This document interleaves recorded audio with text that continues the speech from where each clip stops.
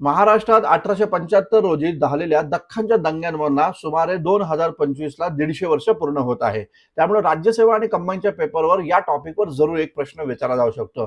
तर दख्खनच्या दंग्यांबद्दलची एक अत्यंत महत्त्वाची नोट्स पाहूया आपण. पहा, तर लक्षात घ्या, या दख्खनच्या दंग्यांमध्ये लक्षात घ्या, कर्देगाव आणि सुपेगाव लक्षात ठेवायचे. तर कर्देगाव काय, तर या शिरूर तालुक्यातील कर्देगावानं सरकारला कर न भरण्याची भूमिका सर्वप्रथम घेतली आणि त्यानंतर सुपे गावातून 12 मे 1875ला दख्खनच्या दंग्याला सुरुवात झाली.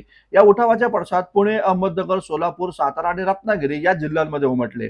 लक्षात घ्या, पुन्हा सार्वजनिक समाज आणि सत्यशोधक समाज यांनी शेतकऱ्यांच्या बाजूने या उठावात सहभाग घेतला आणि सत्यशोधक समाजानं कतपोडीचं आंदोलन या दख्खनच्या दंग्यामध्ये या ठिकाणी उभारलं. सरकारनं जोपर्यंत शेतकऱ्यांची कर्जमाफी करणार नाही तोपर्यंत आम्ही नांगर हाती धरणार नाही, ही भूमिका यामध्ये होती. लक्षात घ्या, व्ही.एन. मंडलिकनं नेटिव्ह ओपिनियन या वृत्तपत्राच्या द्वारे दख्खनच्या दंग्याची संपूर्ण भारतामध्ये इथे या ठिकाणी बातमी पसरवली आणि त्यानंतर सरकारनं 4 सदस्यीय समिती गठीत केली.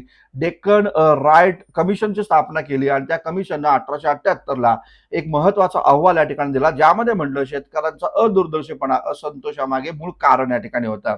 लक्षात घ्या, ब्रिटिश सरकारनं 1879 रोजी the Deccan agriculture relief act संमत केला, ज्यामध्ये शेतकरी बँका शेतकऱ्यांची स्थिती सुधारण्यासाठी सुरू करावी ही भूमिका मांडली आणि कर्जबाजारी शेतकऱ्यांच्या जमिनी सावकारांकडे हस्तांतरित होणार नाही या प्रकारची भूमिका या कायद्यानं घेतली गेली.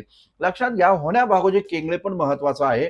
त्यानं या काळामध्ये मारवाड्यांचं नाक कापण्याची चळवळ उभारली. इंग्रज सरकारनं त्याला या ठिकाणी 1876ला पकडून फाशीची शिक्षा दिली. होण्या भागोजी केंगळेला मुंबईचं रॉबिनहुड म्हणून देखील संबोधलं गेलं.